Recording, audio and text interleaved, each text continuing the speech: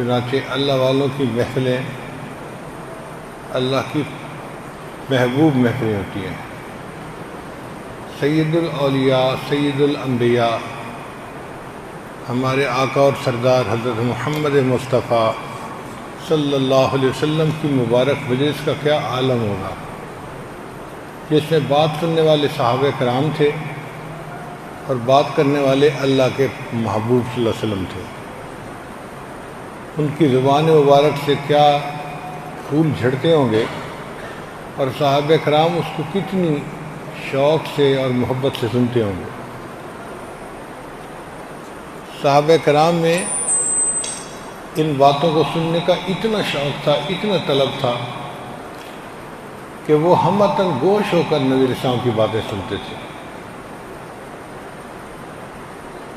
ان کی یہ طلب اللہ کو پسند آئی، اور اللہ نے اپنے حبیب صلی اللہ علیہ وسلم کو حکم فرمایا، اے میرے حبیب صلی اللہ علیہ وسلم، آپ ان لوگوں کے درمیان جا کر بیٹھا کریں، انہیں ٹائم دیا کریں۔ تو نبی علیہ السلام مسجد نبوی میں تشریف لائے، اصحاب صفہ بیٹھے ہوئے تھے، ان کے درمیان آ کر بیٹھ گئے اور فرمایا کہ وہ کتنے خوش نصیب لوگ ہیں کہ اللہ تعالیٰ نے اپنے محبوب صلی اللہ علیہ وسلم کو حکم دیا ہے کہ آپ ان کے پاس جا کر بیٹھیں اور انہیں اپنی محفل سے فائدہ پہنچائیں۔ یعنی اللہ نے نبی علیہ السلام کو حکم دیا کہ آپ تشریف لے جائیں اور ان کے درمیان وقت گزاریں۔ یہ طلب رکھنے والے ہیں، یہ آپ سے دین سیکھنا چاہتے ہیں، یہ آپ سے نور کو حاصل کرنا چاہتے ہیں۔ تو اے میرے حبیب صلی اللہ علیہ وسلم، آپ جائیے، یہ صبح شام اللہ کو یاد کرتے ہیں، آپ ان کو اللہ اللہ سکھائیے۔ ایک ایسی محفل کا آج تذکرہ ہم کریں گے۔ نبی علیہ السلام نے ارشاد فرمایا، حبب الی من دنیاکم ثلاث، مجھے تمہاری دنیا میں سے 3 چیزیں پسند ہیں۔ اس سے اندازہ لگائیے کہ نبی علیہ السلام کا انقطاع عن دنیا کتنا کامل تھا۔ یہ بھی نہیں کہا کہ مجھے اس دنیا سے 3 چیزیں پسند، نہیں، تمہاری دنیا سے، اپنا تو جیسے کوئی تعلق ہی نہیں ہوتا۔ اور واقعی ایسے ہی تھا کہ نبی علیہ السلام کا اس دنیا سے کوئی تعلق تھا ہی نہیں۔ فرمایا کہ مجھے تمہاری دنیا میں سے 3 باتیں اچھی لگتی ہیں۔ ایک خوشبو کا استعمال کرنا،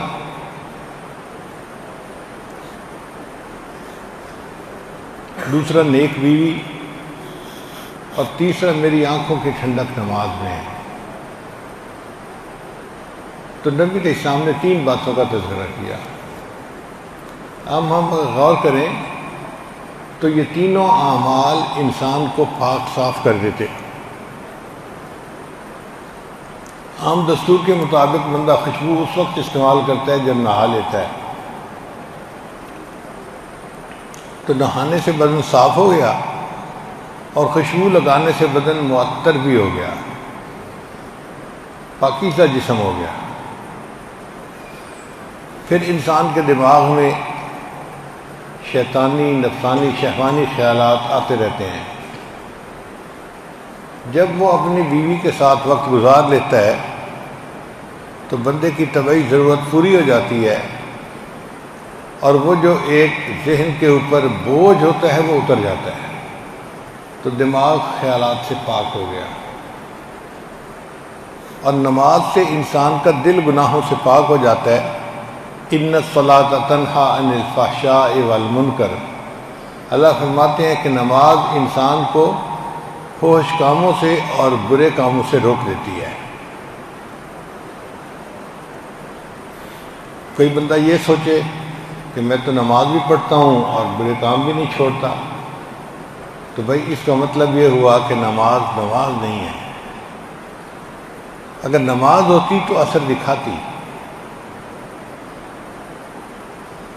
اب بہت سارے تو ہم میں سے ٹکریں ہی مارتے ہیں، کھڑے کہیں ہوتے ہیں، دل دماغ کہیں پہنچا ہوا ہوتا ہے۔ تو ایسی نماز جس میں انسان کا دل اللہ سے غافل ہو، اللہ اس کو پسند نہیں فرماتے۔ بلکہ حدیث پاک میں آتا ہے کہ ایسی نماز اللہ تعالیٰ بندے کے منہ پر مار دیتے ہیں کہ مجھے تمہاری اس نماز کی کوئی ضرورت نہیں ہے۔ نماز کا مقصد اللہ کی یاد ہے، اقم الصلاۃ لذکری، اور نماز قائم کرو میری یاد کی خاطر۔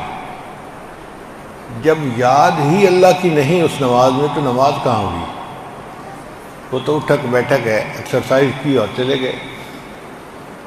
اگر ہم خشوع اور خضوع کے ساتھ تعدیل ارکان کے ساتھ نماز پڑھیں تو اس سے ہمارا دل پاک ہوگا، دین کے ساتھ حسن سلوک سے زندگی گزاریں، ہمارا دماغ پاک ہوگا، اور ہم نہائیں اور خوشبو استعمال کریں، اس سے ہمارا جسم پاک ہوگا۔ تو تینوں عمل انسان کو پاک کرنے والے عمل ہیں، تن کو بھی پاک کر دیتے ہیں، من کو بھی پاک کر دیتے ہیں۔ ظاہری غسل نے تو تن کو پاک کر دیا، لیکن نماز پڑھنے نے انسان کے من کو بھی پاک کر دیا، اندر کو بھی پاک کر دیا۔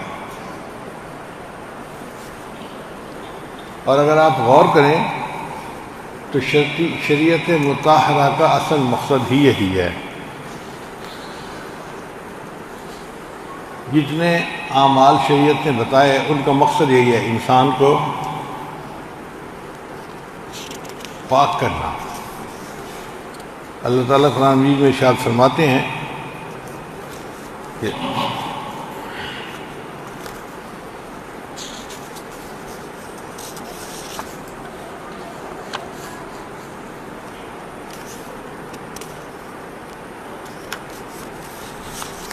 ما یرید اللہ لیجعل علیکم من حرج، اللہ تعالیٰ تمہارے اوپر کوئی بوجھ نہیں رکھنا چاہتے، ولیکن یرید لیطہرکم، بلکہ وہ چاہتے ہیں کہ تمہیں پاک کریں، ولیتم نعمتہ علیکم، اور اپنی نعمتیں تمہارے اوپر مکمل کریں۔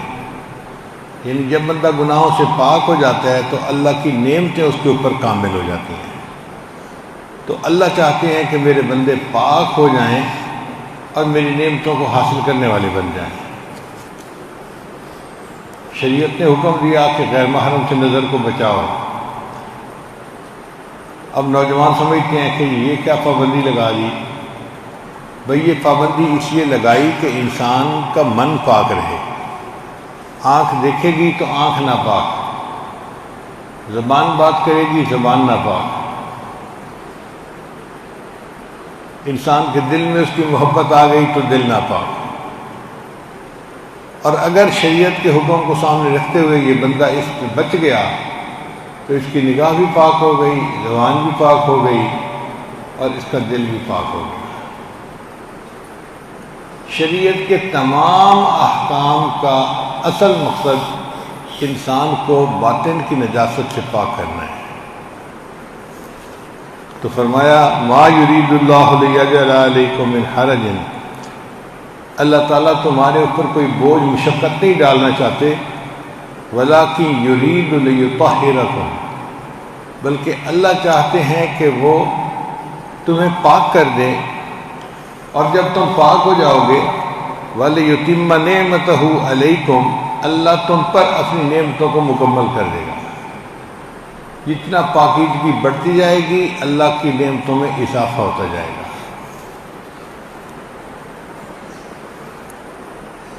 اور یہ نماز اللہ تعالیٰ کے خزانوں کی کنجی ہے، چابی ہے۔ آج کل ہم نے دنیا میں دیکھا ہے کہ ایک ہوتی ہے ماسٹر کی، وہ عجیب ہوتی ہے، جس تالے کو لگاؤ وہ کھل دیتی ہے۔ امریکہ میں ایک مرتبہ ہم ٹھہرے ہوئے تھے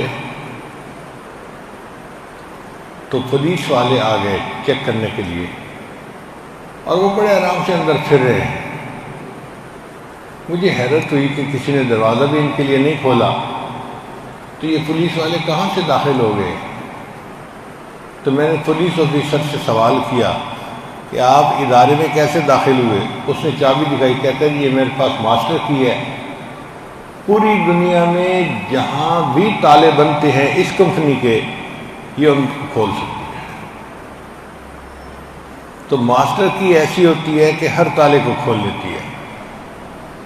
یہ نماز اللہ تعالیٰ کے خزانوں کو کھولنے کی ماسٹر کی ہے۔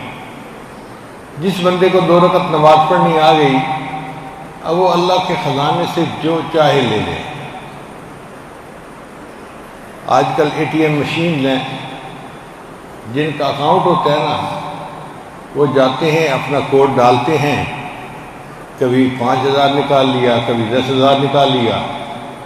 یہ ان کی ثوابدید ہوتی ہے، ان پہ منحصر ہوتا ہے، جب چاہیں جتنا چاہیں پیسہ اس میں سے نکال دیتے ہیں۔ بالکل یہی مسئلہ ہے نماز کا، کہ نماز اللہ کے خزانے سے نعمتیں حاصل کرنے کے لیے ایک ماسٹر کی ہے۔ 2 رکعت نفل پڑھیے، اللہ سے مانگیے، اللہ خزانے کے دروازے کھول دیں گے، نعمت عطا فرما دیں گے۔ چنانچہ صحابہ کرام کی زندگیوں کو دیکھیں، 2 رکعت پڑھتے تھے تو بارش ہو جاتی تھی۔ جس مقصد کے لیے پڑھتے تھے، اللہ اس مقصد کو پورا کر دیتے تھے۔ نبی علیہ السلام جب دنیا سے تشریف لے جانے لگے تو آپ نے اس بات کی تسلی کر لی کہ میری امت ایسی نماز پڑھنا سیکھ لے جس نماز پڑھنے سے یہ اللہ سے جو چاہیں مانگ سکتے ہیں۔ اس کی مثال یوں سمجھیں، آپ حج پہ جا رہے ہیں اور پیچھے گھر میں آپ کا بڑا بیٹا ہے، آپ اس کو ہر دروازے کی چابی حوالے کر دیتے ہیں، بیٹا یہ ہو تو ایسے کر لینا، یہ ہو تو ایسے کر لینا، اور اگر یہ مسئلہ بنے تو یہ چابی ہے، اس ٹرنک کا دروازہ کھول کے اس میں سے فلاں چیز لے لینا۔ پھر آپ کو تسلی ہو جاتی ہے کہ اب میرے بیٹے کو پیچھے جو ضرورت بھی پیش آئی وہ اپنی ضرورت کو پورا کر سکے گا۔ اسی طرح نبی علیہ السلام جب اس دنیا سے تشریف لے جانے لگے تو آپ صلی اللہ علیہ وسلم نے صحابہ کو نماز سکھائی۔ ارشاد فرمایا، صلو کما رأیتمونی اصلی، تم نماز پڑھو جیسے مجھے نماز پڑھتے دیکھتے ہو۔ میری طرح نماز پڑھو گے، تمہاری نماز اللہ کے ہاں قبول ہوگی، اور پھر اللہ تمہیں وہ دے دیں گے جو تم اللہ سے مانگو گے۔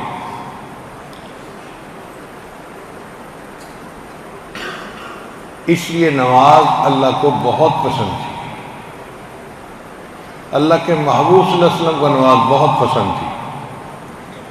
صحابہ کرام کی تو عادت تھی، کوئی مسئلہ ہو جاتا تھا فوراً 2 رکعت پڑھ کے اللہ سے مانگتے تھے، اللہ مسئلے کو حل کر دیا کرتے تھے۔ جب سے ہمیں نماز پڑھنی بھولی، ہمارے مسئلے ہی نہیں ختم ہوتے۔ ایک مسئلہ ختم نہیں ہوتا، دوسرا اوپر سے، وہ ختم نہیں ہوتا، تیسرا اوپر سے۔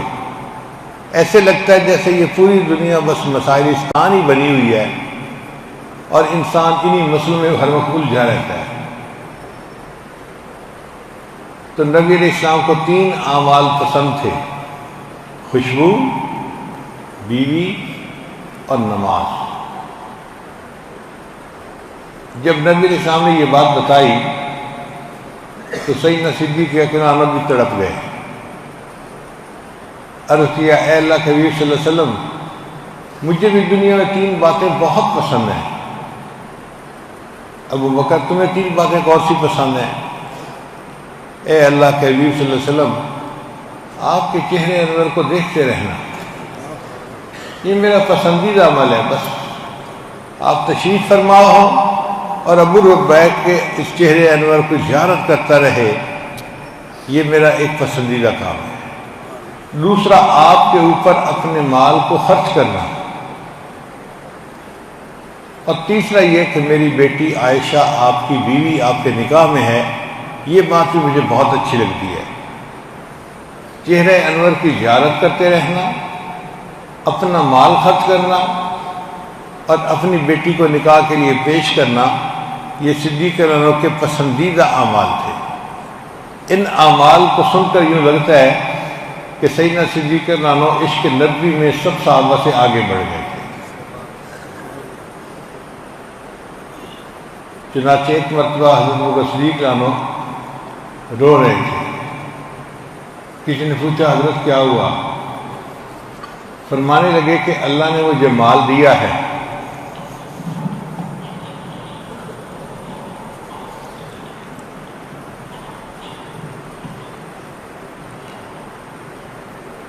اور میں چاہتا ہوں کہ اپنا مال نبی علیہ السلام کی خدمت میں پیش کروں، مگر کہا یہ جاتا ہے کہ دینے والا ہاتھ اوپر ہوتا ہے اور لینے والا ہاتھ نیچے ہوتا ہے۔ میں نبی علیہ السلام کی یہ بے ادبی نہیں کرنا چاہتا، تو میں اللہ سے دعا مانگ رہا ہوں کہ اللہ نبی علیہ السلام کے دل میں یہ بات ڈال دیجئے، وہ ابو بکر کے مال کو اپنا مال سمجھ کے اس طرح خرچ کر لیا کریں، مجھے دینے کی بھی ضرورت پیش نہ آئے، محبوب خود ہی حکم فرما دیں۔ تو اتنا انہوں نے اپنا مال نبی علیہ السلام کی خدمت میں پیش کیا۔ ایک ایسا موقع بھی آیا جب نبی علیہ السلام نے اعلان فرمایا کہ اللہ کے راستے میں نکلنا ہے، تم اپنا مال پیش کرو۔ وہ لانو بڑے خوش ہوئے، فرماتے ہیں میرے پاس مال بھی تھا اور میں ہمیشہ اس کوشش میں ہوتا تھا کوئی موقع آئے اور مجھے ابو بکر سے آگے بڑھنے کا موقع مل جائے۔ تو آج اس کے لیے حالات سازگار تھے۔ میں گھر آیا، میں نے اپنا آدھا مال گھر والوں کے لیے رکھا اور آدھا مال نبی علیہ السلام کی خدمت میں پیش کر دیا، نصف لی و نصف لک، آدھا میرے لیے آدھا تیرے لیے۔ جب نبی علیہ السلام کی خدمت میں مال پیش کیا تو اللہ کے محبوب صلی اللہ علیہ وسلم نے پوچھا عمر گھر والوں کے لیے کیا چھوڑ کے آئے؟ اے اللہ کے وسلم آدھا مال گھر والوں کے لیے چھوڑ کے آیا اور آدھا مال آپ کی خدمت میں پیش کیا۔ اتنے میں وہ رفیق نبوت بھی آ گیا۔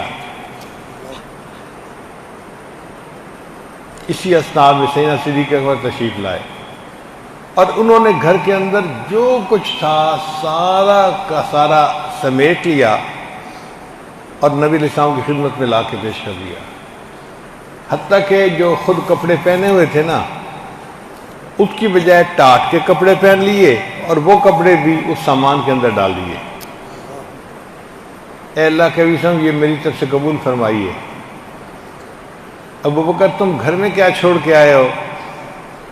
اے اللہ کے حبیب صلی اللہ علیہ وسلم گھر والوں کے لیے اللہ اور اس کے رسول کافی ہیں۔ اس قدر اپنا پورا مال اللہ کے راستے میں خرچ کرنا یہ صدیق عنہ کی خصوصیت تھی۔ آپ کے چہرے انور کو دیکھتے رہنا، آپ کے اوپر اپنے مال کو خرچ کرنا اور اپنی بیٹی آپ کے نکاح میں پیش کرنا۔ چنانچہ سیدنا صدیق عنہ اس بات کو بہت پسند فرماتے تھے کہ میری بیٹی نبی علیہ السلام کے نکاح میں ہے اور اس کو اللہ نے خدمت کا یہ شرف عطا کیا ہے۔ اور نبی علیہ السلام کی جتنی ازواج تھیں ان میں سب سے زیادہ محبت آپ صلی اللہ علیہ وسلم کو عائشہ صدیقہ عنہا تھی۔ چنانچہ ایک مرتبہ نبی علیہ السلام نے دعا مانگی کہ اے اللہ میں اپنی طرف سے تو بیویوں میں عدل کا پوری کوشش کرتا رہتا ہوں، مگر انسان ہونا دل کا ملان کس طرف زیادہ ہوتا ہے تو یہ میرے بس میں نہیں، تو جو چیز میرے بس میں نہیں اس پر پھر میری پکڑ بھی نہ فرمانا۔ تو محبوب صلی اللہ علیہ وسلم بھی ان سے بہت محبت فرماتے تھے۔ ایک مرتبہ سیدہ فاطمہ رضی اللہ عنہ بیٹھی تھیں تو ام المؤمنین عائشہ رضی اللہ تعالیٰ عنہ نے ان سے کوئی بات چیت شروع کی۔ اب رشتہ تو تھا ماں بیٹی والا کہ عائشہ رضی اللہ عنہ ام المؤمنین تھیں اور فاطمہ الزہرا رضی اللہ تعالیٰ عنہ وہ خاتون جنت تھی، جنتی عورتوں کی سردار تھیں اور نبی علیہ السلام کی بیٹی تھی۔ درجے میں فرق تھا مگر عمر میں زیادہ فرق نہیں تھا۔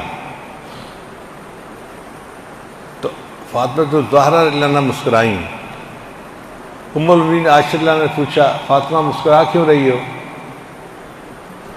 میں اس لیے مسکرا رہی ہوں کہ آپ کے والد ابو بکر صدیق ہیں اور میرے والد اللہ کے محبوب ہیں، تو مجھے اللہ نے یہ فضیلت دی ہے کہ میں نبی علیہ السلام کی نور نظر ہوں، لخت جگر ہوں، میں اس پر مسکرا پڑی ہوں۔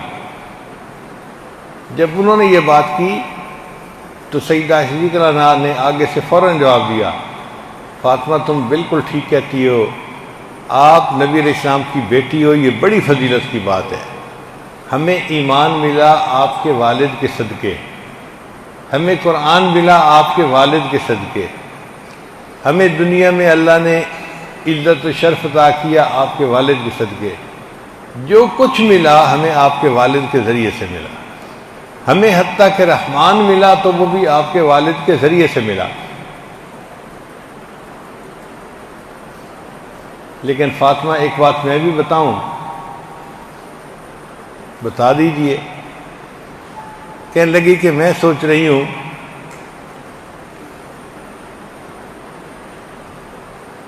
کہ آپ نبی علیہ السلام کی بیٹی ہیں اور میں ابو بکر کی بیٹی ہوں، لیکن جب قیامت کا دن ہوگا تو اللہ تعالیٰ اپنے بندوں کو جنت جانے کا حکم دیں گے۔ جب آپ جنت جائیں گی تو آپ کے ساتھ حضرت علی عنہ ہوں گے، وہ آپ کے ساتھ ایک جگہ پر اکٹھا بیٹھیں گے تخت کے اوپر، اور فاطمہ جب میں جاؤں گی تو میرے ساتھ اللہ کے محبوب جنت میں جائیں گے اور مجھے ان کے ساتھ تخت پہ بیٹھنے کی سعادت ملے گی۔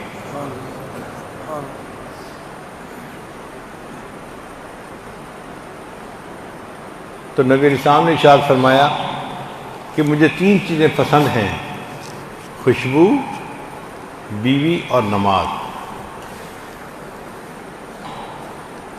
نماز چونکہ اللہ کے خزانوں کی کنجی ہے، اس کو سیکھنا چاہیے اور اچھے انداز سے پڑھنے کی کوشش کرنی چاہیے۔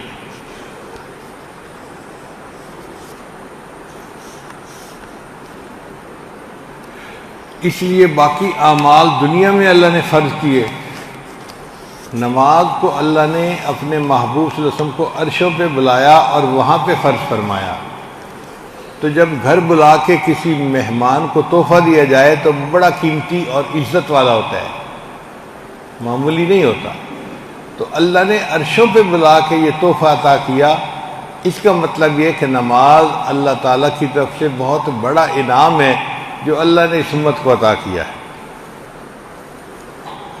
پھر صدیق اکرم نے 3 باتیں کہیں، نبی اکرم صلی اللہ علیہ وسلم کے چہرے کو دیکھتے رہنا، اور واقعی اللہ نے اپنے محبوب صلی اللہ علیہ وسلم کو حسن ہی ایسا دیا تھا کہ دیکھنے والے دیکھتے رہتے تھے، ان کا جی بھرتا ہی نہیں تھا۔ حدیث مبارکہ میں ایک بوڑھے تھے صحابی، وہ آتے اور محفل میں بیٹھ جاتے اور بس نبی علیہ السلام کے چہرے انور کو دیکھتے ہی رہتے۔ مجلس کے باقی لوگ نبی علیہ السلام سے سوال پوچھتے، علم سیکھتے، یہ بالکل خاموش بیٹھے بس دیکھ رہے ہیں۔ جب مجلس ختم ہوتی تو یہ اٹھ کے چلے جاتے۔ ایک دن نبی علیہ السلام نے ان سے پوچھا کہ آپ کا کیا حال ہے؟ آپ نے کبھی کوئی بات پوچھی نہیں، سیکھی نہیں، آپ آ کے خاموش بیٹھ جاتے ہیں، مجھے دیکھتے رہتے ہیں اور چلے جاتے ہیں۔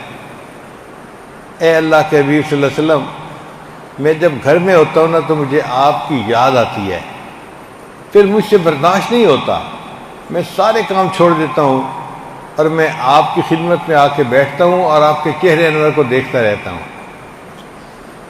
آپ کی دید تو بس میرے لیے عید بن جاتی ہے اور میرا دل ہی نہیں بھرتا۔ پھر جب مجلس ختم ہوتی ہے تو میں اٹھ کے چلا جاتا ہوں۔ تو نبی علیہ السلام نے ارشاد فرمایا کہ جس شخص نے محبت کے ساتھ میرے چہرے پر ایک نظر ڈالی، اللہ تعالیٰ اس کے بدلے اس کو قیامت کے دن جنت عطا فرمائیں گے۔ تو یہ تو نبی علیہ السلام کی دید میں گھنٹوں بیٹھتے تھے۔ حضرت بلال عنہ کا بھی یہی مسئلہ تھا۔ علامہ اقبال نے ان کے بارے میں لکھا، ادائے دید سراپا نیاز تھی تیری، کہ اے بلال رضی اللہ تعالیٰ عنہ، جو آپ نبی علیہ السلام کو دیکھتے تھے تو بڑے نیاز عاجزی کے ساتھ، ادائے دید سراپا نیاز تھی تیری، کسی کو دیکھتے رہنا نماز تھی تیری۔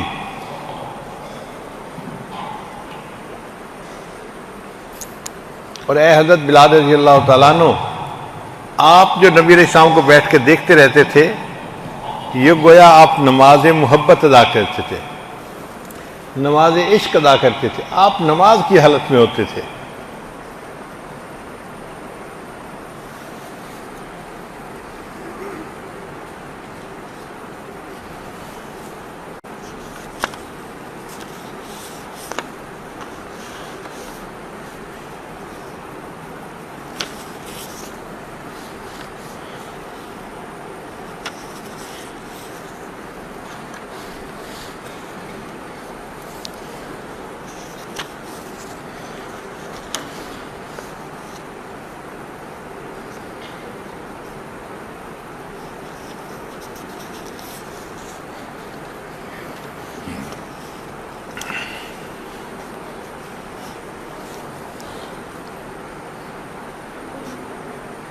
چنانچہ ایسا بھی ہوا کہ حضرت جبریل علیہ السلام تشریف لائے اور عرض کیا، اے اللہ کے حبیب صلی اللہ علیہ وسلم، اللہ نے ابو بکر کی طرف سلام بھیجے ہیں۔ آپ سوچئے کیا سعادت پائی کہ اللہ کی طرف سے ان کو سلام آتے تھے، اور اللہ نے پوچھا ہے کہ ابو بکر سے پوچھو کیا اس حال میں مجھ سے راضی ہے، کیونکہ وہ اپنا سارا مال اللہ کے راستے میں دے چکے تھے۔ تو ابو بکر صدیق لانو کی آنکھوں میں آنسو آ گئے اور وہ کہنے لگے، میں اپنے اللہ سے ہر حال میں راضی ہوں۔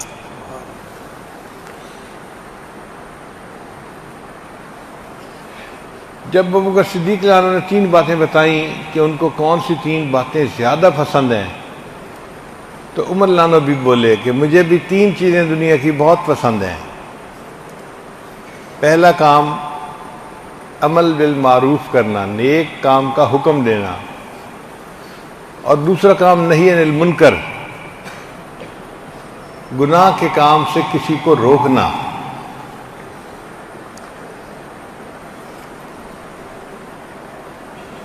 اور تیسری چیز جو دنیا میں مجھے پسند ہے وہ ہے سادہ لباس پہننا۔ ایک ہوتا ہے سہولت کا لباس، وہ جائز ہے۔ ایک ہوتا ہے دکھاوے کا لباس، لوگوں کو دکھانے کے لیے لباس بنانا، وہ ناجائز ہے۔ اور اکثر یہ دیکھا گیا ہے کہ عورتوں میں دکھاوے کا لباس زیادہ ہوتا ہے۔ وہ خریدتے وقت بھی یہ سوچتی ہیں کہ فلاں دیکھے گی تو کیا سوچے گی، فلاں دیکھے گی تو کیا سوچے گی، بس دکھاوا ہی ہوتا ہے ان کے ذہن میں، اور یہ چیز اچھی نہیں ہے۔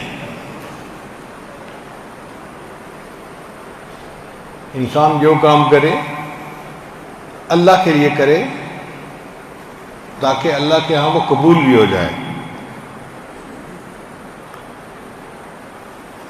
حضرت عمر لانو لباس پہنتے تھے، کئی مرتبہ اس پر پیوند لگے ہوتے تھے۔ ایک مرتبہ مسلمانوں نے بیت المقدس کا گھیراؤ کیا، کئی دن تک لڑائی ہوتی رہی مگر بیت المقدس فتح نہیں ہوا۔ تو جو یہودیوں کے علماء تھے انہوں نے مسلمانوں کو مذاکرات کی دعوت دی کہ جی آپ ہمارے ساتھ مل بیٹھیں اور ہم بات چیت سے مسئلہ حل کر لیتے ہیں۔ تو جو سپہ سالار تھے مسلمانوں کے، انہوں نے بات چیت کی تو یہودیوں نے کہا کہ دیکھیں ہماری کتابوں میں نشانیاں موجود ہیں کہ کون بندہ بیت المقدس کو فتح کرے گا، آپ اپنے امیر المومنین کو بلا لیجئے، اگر وہ نشانیاں ہمیں نظر آ گئیں تو ہم بغیر لڑائی کے چابی حوالے کر دیں گے، اور اگر وہ نشانیاں نظر نہ آئیں تو تم جو مرضی زور لگا لینا، تم بیت المقدس کو فتح نہیں کر سکتے۔ تو جو امیر لشکر تھے انہوں نے عمر لانو کو خط بھیجا کہ یہ آپ تشریف لائیے، آپ کے آنے سے یہ مسئلہ حل ہو سکتا ہے۔ تو عمر لانو نے جانے کا ارادہ کر لیا۔ اب جب نکلنے لگے تو جو لباس تھا نا اس کے اوپر کپڑے کے بھی پیوند لگے ہوئے تھے اور ایک پیوند چمڑے کا بھی تھا، یعنی کپڑا نہیں تھا پیوند لگانے کے لیے، اس کی جگہ چمڑے کو سی دیا گیا تھا، کپڑے کے ساتھ چمڑے کا پیوند۔ تو بعض صحابہ کرام نے کہا ابھی لوگ نہیں، آپ کفار کے سامنے اسلام کے نمائندہ بن کر جا رہے ہیں، آپ ذرا اچھے کپڑے پہن لیجئے تحدیث نعمت کے طور پہ، ہم اتنے بھی گئے گزرے نہیں کہ ہمیں کچھ ملتا ہی نہیں، تو مناسب کپڑے پہن لیجئے۔ حضرت مولانا نے ان کے کہنے پہ ذرا صاف ستھرے کپڑے پہن لیے، لیکن جب سفر پہ چل پڑے تو دل میں خیال آیا کہ یہ کپڑے تو میں نے لوگوں کے کہنے پہ پہنے ہیں، اور مقصد یہ تھا کہ لوگ اس کو دیکھیں تو خوش ہو جائیں۔ پھر اپنے غلام کو فرمانے لگے کہ میں اپنے دل میں خلش محسوس کر رہا ہوں، لہذا وہ کپڑے اتار دیے، اور جو پرانے کپڑے پہنے ہوئے تھے نا ٹاٹ کے لباس والے، وہی پہن لیے دوبارہ، اور غلام سے طے کیا کہ بندے دو ہیں سواری ایک ہے، تو ایک منزل آپ سوار ہونا، میں پیدل چلوں گا، دوسری منزل میں سوار ہوں گا، آپ پیدل چلیں گے، تاکہ آرام بھی ہوتا رہے اور آسانی بھی ہوتی رہے۔ چنانچہ سفر کرتے کرتے کرتے اللہ کی شان دیکھیں کہ جب آخری ٹرن لینے کا وقت تھا کہ سامنے بیت المقدس تھا اور یہودیوں کے علماء انتظار میں تھے، تو وہ ٹرن تھی غلام کے سواری پر بیٹھنے کی اور امیر المومنین کے پیدل چلنے کی۔ تو عمر لانا نے اونٹ کی نکیل پکڑی اور پیدل چل پڑے اور اپنے غلام کو اوپر بٹھا دیا۔ اس نے بڑی کوشش کی کہ حضرت میں اختیار آپ کو دے رہا ہوں، آپ اونٹ پہ بیٹھ کے جائیے یا گھوڑے پہ بیٹھ کے جائیے، آپ مسلمانوں کی نمائندگی کر رہے ہیں۔ مولانا نے کہا نہیں، باری بنائی تھی، اب اگر تیری باری ہے تو آپ بیٹھو اور میں ہی پیدل چلوں گا۔ دنیا نے ایسا منظر نہیں دیکھا ہوگا کہ غلام تو سواری پر بیٹھا ہے اور آقا اس سواری کی مہار پکڑ کے پیدل چل رہا ہے، اور کپڑے بھی وہ پہنے ہوئے ہیں کہ جس میں چمڑے کا پیوند لگا ہوا ہے۔ اور اللہ کی شان دیکھیں کہ یہی نشانیاں تورات کے اندر لکھی ہوئی تھی نبی اسلام کے صحابہ کے بارے میں، کہ جب یہ بندہ آئے گا تو بیت المقدس کو یہ فتح کرے گا۔ یہودی علماء نے یہ نشانیاں دیکھی اور انہوں نے خود چابیاں حوالے کر دی، اور اللہ نے بیت المقدس کو مسلمانوں کے ہاتھوں فتح کروا دیا۔ تو حضرت عمر لانو کو تین چیزیں دنیا میں پسند تھیں: عمل بالمعروف کرنا، نہی عن المنکر کرنا، اور سادہ کپڑے پہننا۔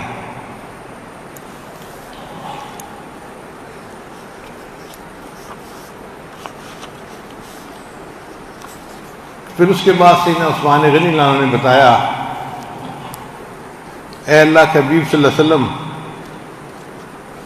مجھے بھی دنیا میں تین چیزیں بہت پسند ہیں۔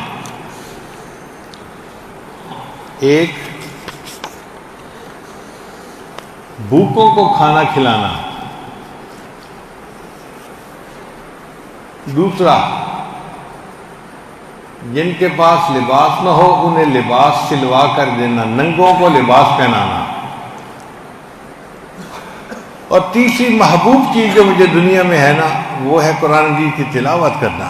وہ عاشق قرآن تھے، ان کا دل چاہتا تھا کہ میں ہر وقت اللہ کا قرآن پڑھتا رہوں۔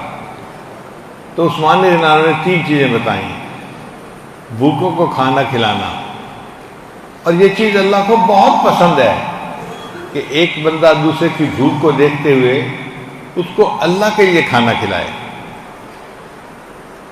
یہ عمل اتنا عظیم ہے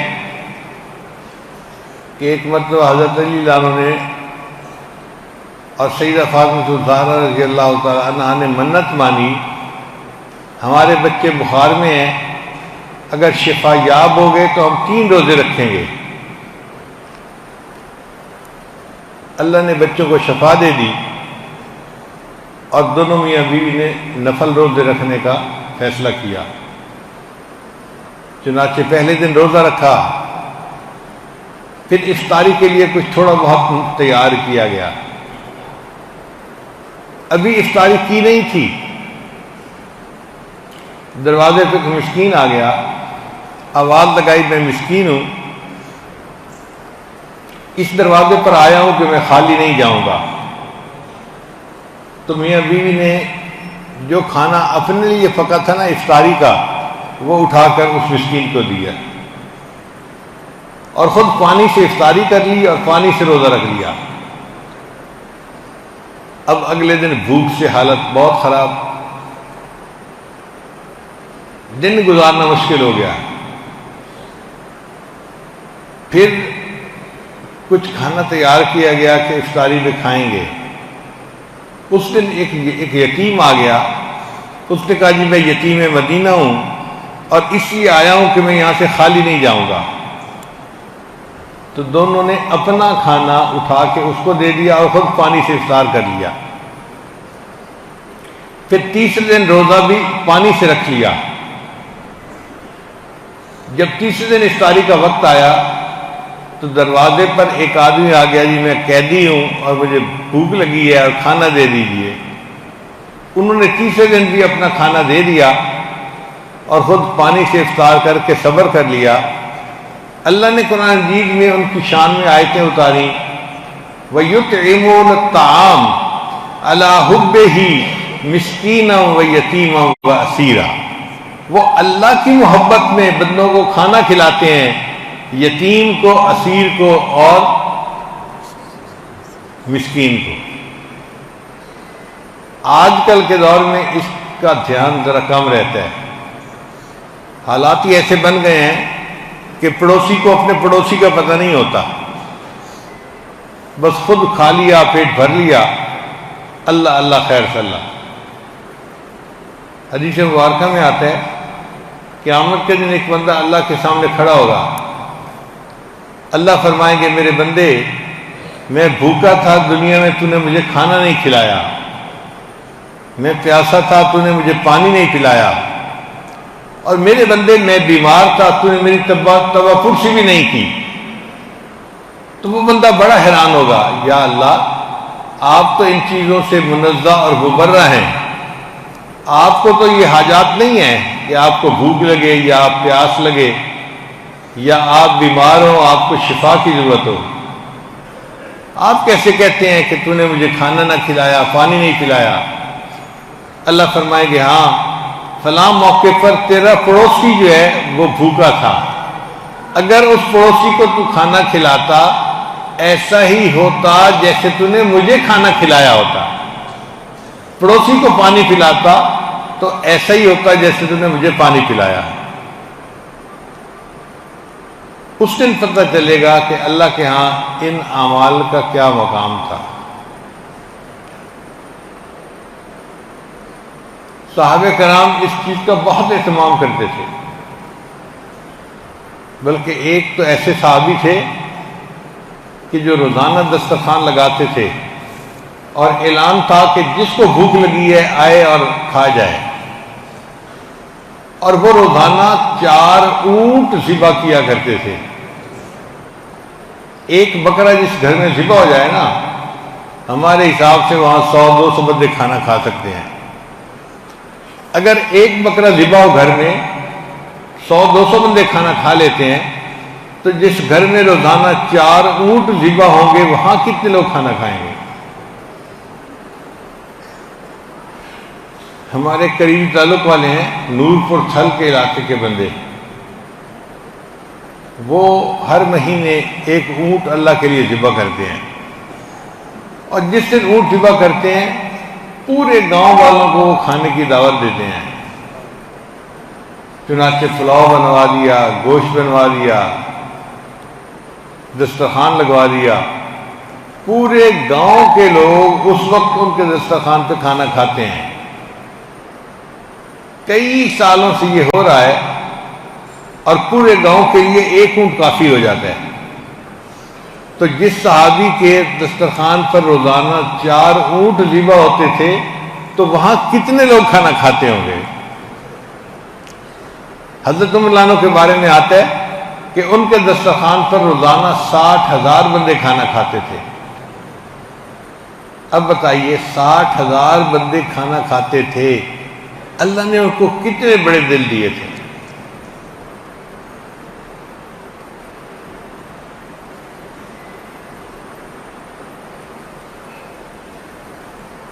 تو بھوکے کو کھانا کھلانا یہ اللہ کے ہاں ایک پسندیدہ عمل ہے۔ آج تو مہمان گھر آئے نا تو جو خدمت گار حضرات ہیں وہ مہمان کو بھی نہیں پوچھتے کہ کھانا کھلانا نہ پڑ جائے۔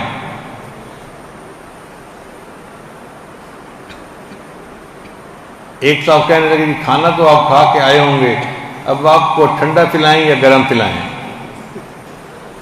اس نے کہا پہلے کھانا کھلا دیں، پھر ٹھنڈا بھی پلا دیں، گرم بھی پلا دیں، جیسی روح ویسے فرشتے۔ مگر کوشش یہ ہونی چاہیے میزبان کی کہ آنے والا مہمان میرے دسترخوان پر کھانا کھائے، کیونکہ مجھے اس کا ثواب ملے گا۔ علماء نے لکھا ہے کہ اگر بالفرض اللہ تعالیٰ کسی گھر آ جاتے، یہ چیز ممکن تو نہیں ہے، ہم سوچ رہے ہیں، اگر بالفرض اللہ تعالیٰ کسی گھر میں مہمان آ جاتے تو جس خوشی کے ساتھ وہ اپنے اس مہمان کی مہمان نوازی کرتا، مہمان کی مہمان نوازی اس خوشی کے ساتھ کرنی چاہیے، کیونکہ اللہ نے فرمایا من کان یؤمن باللہ والیوم الآخر فلیکرم ضیفہ، جو اللہ اور اس کے رسول پر ایمان رکھتا ہے، آخرت پر ایمان رکھتا ہے، اس کو چاہیے کہ مہمان کی مہمان نوازی کرے۔ ہم اس علاقے کے لوگ مہمان نوازی میں اتنے اچھے نہیں ہیں، بعض لوگ بہت اچھے ہیں لیکن بعض لوگ جو ہیں بہت سستی کرتے ہیں، غفلت کرتے ہیں۔ دیکھیں مہمان ہمارا رزق نہیں کھا کے جاتا، اپنا رزق کھاتا ہے، ہمیں تو صرف دسترخوان بچھانے کا اور ان کے ہاتھ دھلانے کا ثواب مل جاتا ہے، سبب بن جاتے ہیں وہ۔ اس لیے حضرت مدنی رحمۃ اللہ علیہ ہر مہمان کے ہاتھ خود دھلاتے تھے، باقی کھانا شاگرد لگاتے، لیکن ہاتھ دھلانے کے لیے حضرت خود ہاتھ دھوتے۔ اب اکثر مہمان ان کے شاگرد ہوتے تھے تو وہ نہیں پسند کرتے تھے کہ حضرت ہاتھ دھلائیں، تو حضرت اصرار کرتے تھے۔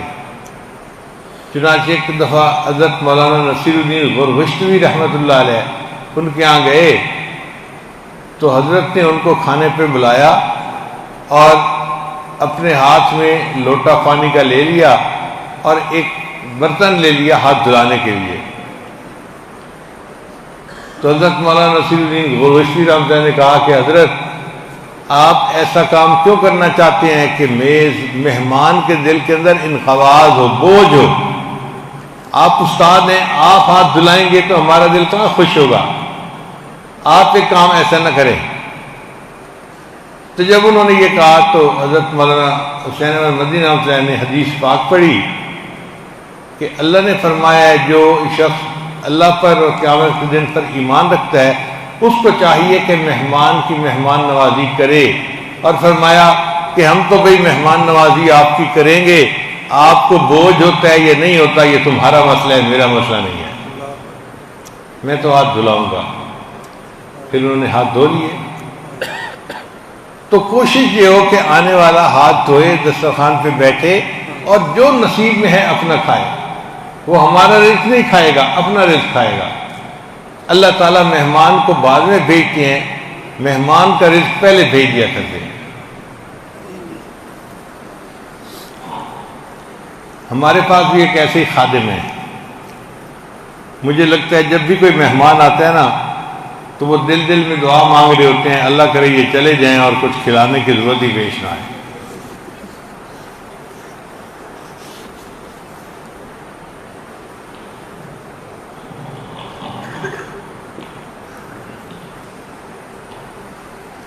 ایک دن میں نے انہیں سمجھایا، میں نے کہا دیکھو بزرگوں نے کتابوں میں لکھا ہے جو اپنے بھائی کی ملاقات کے لیے گیا اور اس بھائی نے ان کو نہ کچھ کھلایا نہ کچھ پلایا، فَكَأَنَّمَا زَارَ مَيِّتًا، تو ایسا ہی ہے جیسے وہ کسی میت سے ملاقات کر کے آ گیا ہے، مرے ہوئے سے ملاقات کر کے آ گیا۔ تو میں نے کہا بھائی میں اتنا گیا گزرا تو نہیں ہوں کہ اب آنے والے آئیں اور ایسے ہی چلے جائیں۔ دادا کو سلوادور میں پیدل آئے ہیں۔ اچھا ٹھیک، بیٹھ جائے گا۔ تو آپ آنے والوں کو کچھ نہ کچھ ضرور کھلایا کریں۔ اب ان کی کوشش ہوتی ہے کہ جیسے مہمان کو دیکھتے ہیں نا تو ان کو فکر ہوتی ہے میں نے چائے منگانی ہے، بسکٹ منگانے ہیں، دسترخوان لگانا ہے، ان کے چہرے پہ ذرا خوشی نظر آتی ہے، تو احساس ہوتا ہے کہ ہاں ان کا دل چاہتا ہے کہ آنے والا مہمان کچھ نہ کچھ کھا کے جائے، ہمارے لیے اجر کا باعث بن جائے۔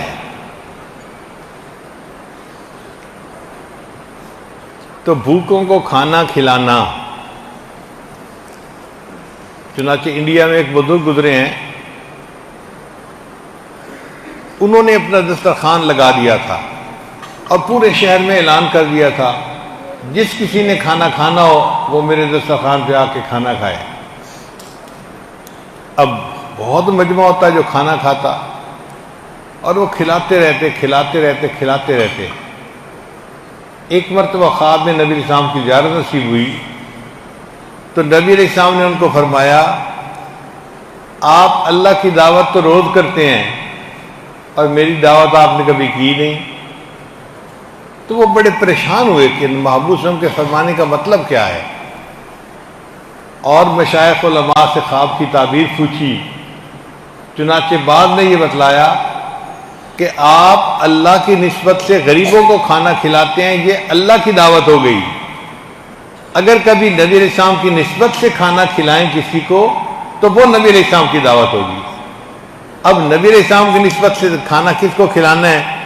چنانچہ انہوں نے علماء، طلباء، قراء، حفاظ، جو دین کے ساتھ تعلق رکھنے والے لوگ تھے ان کی دعوت کی، اور یہ دعوت گویا نبی علیہ السلام کی دعوت ہو گئی۔ تو اس لیے کوشش یہ ہونی چاہیے کہ ہمارے دسترخوان پہ جو مہمان آیا ہے، عالم ہے یا نہیں ہے، کھانا کھائے، اور ہمیں اللہ کی مہمان نوازی کرنے کی یا نبی علیہ السلام کی مہمان نوازی کرنے کی سعادت نصیب ہو جائے۔ تو عمر اللہ عنہ نے 3 باتیں بتائیں، نہیں حضرت عثمان غنی نے 3 باتیں بتائیں: بھوکوں کو کھانا کھلانا، ننگوں کو کپڑے پہنانا، اور تیسرا قرآن مجید کی تلاوت کثرت کے ساتھ کرنا۔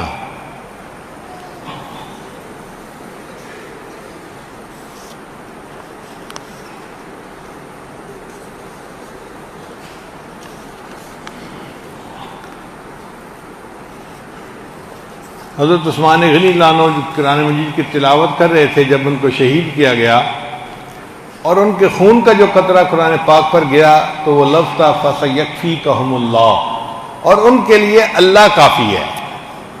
اور ہم یہ امید کرتے ہیں کہ قیامت کے دن سیدنا عثمان غنی عنہ وہ شہید ہوں گے کہ جو دوسروں سے انوکھی شان رکھتے ہوں گے۔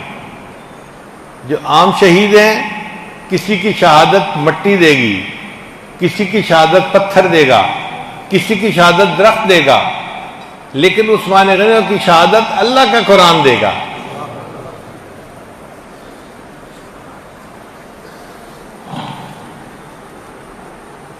تو حضرت علی اللہ عنہ تو فقیر انسان تھے، ان کے پاس مال پیسہ نہیں ہوتا تھا، بس وقت اللہ کے محبوب کی خدمت میں، صحبت میں گزر جاتا تھا، تو جب کوئی بندہ کمائے گا ہی نہیں تو پیسہ کہاں سے آئے گا؟ اس لیے حضرت اللہ عنہ پر زکوٰۃ فرض نہیں ہوتی تھی، وہ ایسے درویش منش تھے۔ انہوں نے کہا کہ اے اللہ کے نبی صلی اللہ علیہ وسلم، مجھے بھی 3 چیزیں بہت پسند ہیں۔ پوچھا کون سی؟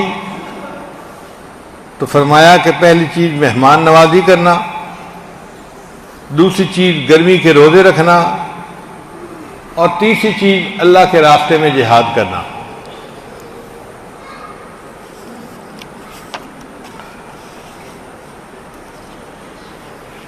روزوں کا اپنا مزہ ہے، جیسے آج ہمیں کھانے کے مزے کا پتہ ہے نا کہ پیزے کا مزہ ایسے ہوتا ہے، اور پاستا کا مزہ ایسا ہوتا ہے، اور ٹمیٹو ساس کا مزہ ایسا ہوتا ہے، تو ہمیں کھانے کے مزے معلوم ہیں، بھوک کے بھی مزے ہیں۔ جو انسان روزہ رکھتا ہے نا، اس کو روزے میں جو انوار و تجلیات ملتے ہیں تو اس کو الگ لطف آتا ہے۔ چنانچہ روزہ رکھتے رہتے ہیں، ان کو روزہ بوجھ نظر نہیں آتا۔ حضرت علی عنہ بھی اسی طرح گرمی کے موسم میں روزہ رکھتے تھے. تو گرمیوں میں روزہ رکھنا یہ ان کا محبوب عمل تھا.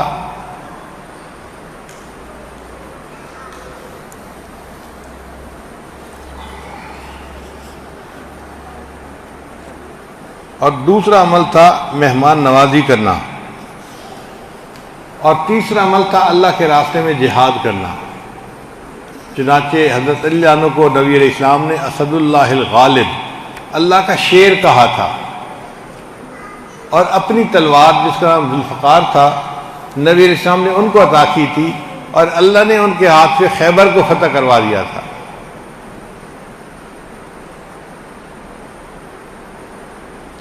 تو نبی علیہ السلام کو 3 باتیں پسند تھیں: خوشبو لگانا، بیوی، اور تیسرا نماز.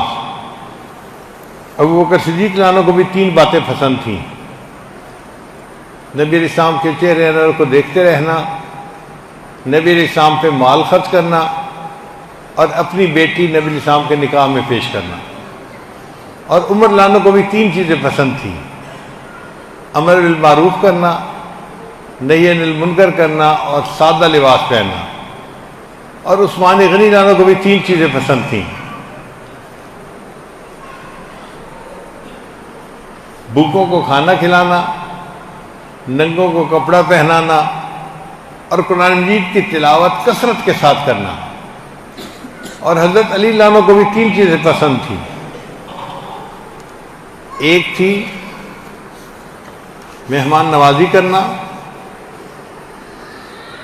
اور دوسری چیز تھی گرمی کے موسم میں روزے رکھنا، نفلی روزے، اور تیسرا اللہ کے راستے میں جہاد کرنا. جب یہ باتیں مکمل ہو گئی تو جبریل علیہ السلام تشریف لائے اور عرض کیا: اے اللہ کے حبیب صلی اللہ علیہ وسلم، آپ نے بھی 3 باتیں بتائیں جو آپ کو پسند ہیں، اور آپ کے چاروں یاروں نے بھی 3 باتیں بتائیں. تو میرا دل چاہا کہ میں بھی آ کے بتاؤں کہ مجھے بھی 3 چیزیں پسند ہیں. یہ 3 چیزیں جبریل علیہ السلام کو پسند تھیں.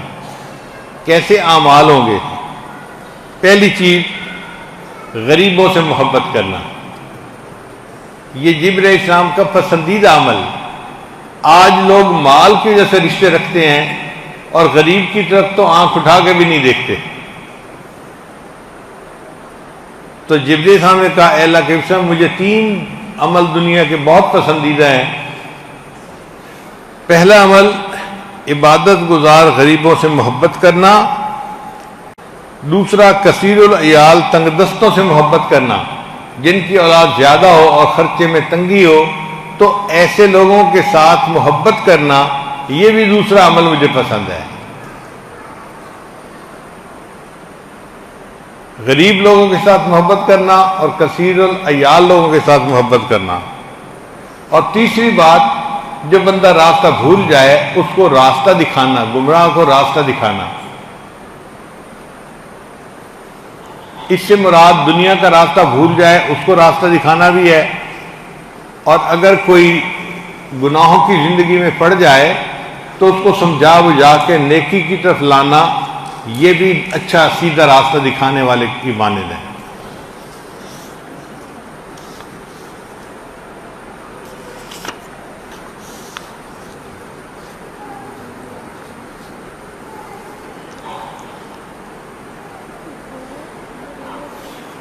جبریل السلام نے 3 باتیں بتائیں: غریبوں سے محبت کرنا، کثیر العیال لوگوں سے محبت کرنا، اور تیسری بات کیا تھی؟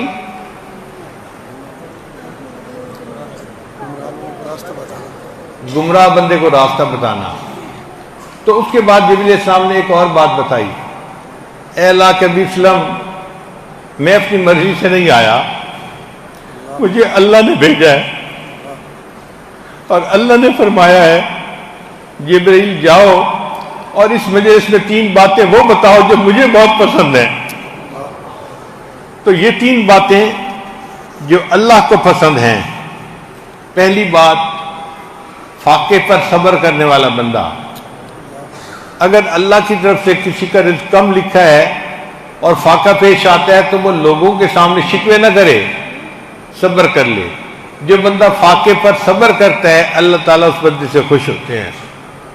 دوسرا، نیکی میں سبقت کرنے والا بندہ، جس بندے کے اندر یہ شوق ہونا کہ میں تکبیر اولیٰ میں پہنچ جاؤں، میں تہجد کی نماز پابندی سے پڑھوں، میں روزہ رکھوں، میں یہ کروں، میں وہ کروں، نیکی میں آگے بڑھوں، یہ نیکی میں آگے بڑھنے کا شوق رکھنے والا بندہ اللہ کو بڑا پسند ہوتا ہے۔ اور تیسری چیز، اپنے گناہوں پہ نادم ہونے والا بندہ، اللہ نے پیغام دے کر بھیجا کہ یہ بندہ مجھے بہت پیارا ہوتا ہے۔ حضرت موسیٰ علیہ السلام نے پوچھا، اے اللہ جب کوئی نیک آپ کو پکارتا ہے یا رب یا رب، آپ کیا جواب دیتے ہیں؟ تو اللہ نے فرمایا، میرے پیارے موسیٰ علیہ السلام، جب کوئی نیک بندہ مجھے پکارتا ہے تو میں اس کے جواب میں لبیک کہتا ہوں۔ لبیک کا معنی میں حاضر ہوں۔ تو پوچھا، اے اللہ اگر کوئی گناہگار آپ کو پکارے؟ تو اللہ نے فرمایا، موسیٰ علیہ السلام جب کوئی گناہگار پکارتا ہے تو میں اس کے جواب میں 3 مرتبہ لبیک کہتا ہوں، لبیک لبیک لبیک۔ میرے بندے تو نے مجھے پکارا تو مجھ سے کیا چاہتا ہے؟ اللہ تعالیٰ کو یہ گناہگار بندے کا گناہوں پہ نادم ہونا اتنا پسند ہے۔ چنانچہ جبریل علیہ السلام نے بتایا، اے اللہ کے وسلم، اللہ نے میزان کو بنایا ہے اور وہ میزان اتنا بڑا ہے کہ ہر عمل کو تول سکتا ہے۔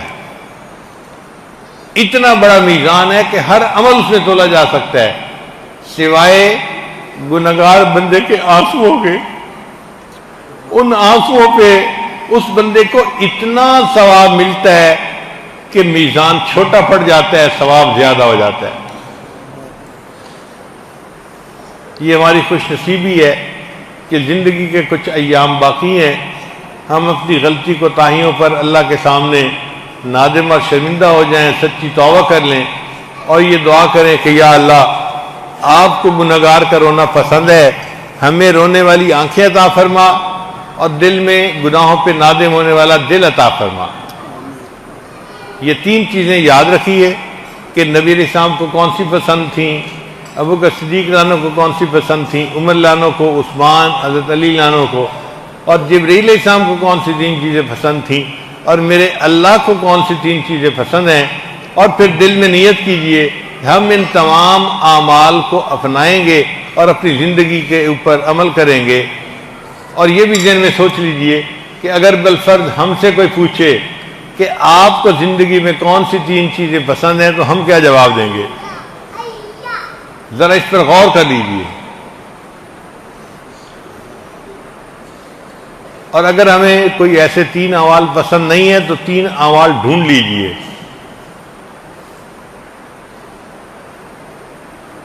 مثلا اللہ کا ذکر کثرت کے ساتھ کرنا ایک عمل یہ بھی ہو سکتا ہے،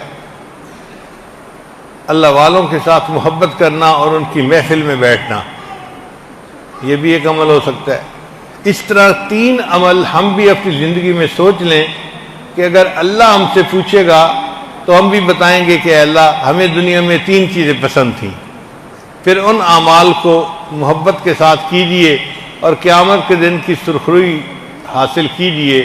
وآخر دعوانا ان الحمد للہ رب العالمین۔